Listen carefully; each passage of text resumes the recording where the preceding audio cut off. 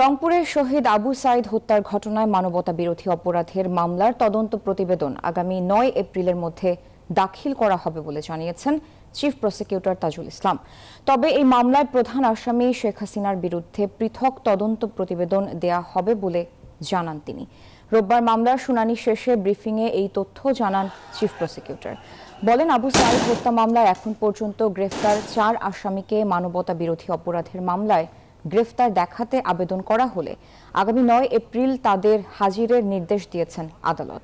আসামিরা হলেন রংপুর রোকেয়া বিশ্ববিদ্যালয়ের সাবেক প্রক্টর শরীফুল ইসলাম, ছাত্রলীগের সাধারণ সম্পাদক ইমরান চৌধুরী আকাশ, এসআই আমির আলী এবং কনস্টেবল সুজন চন্দ্র রায়।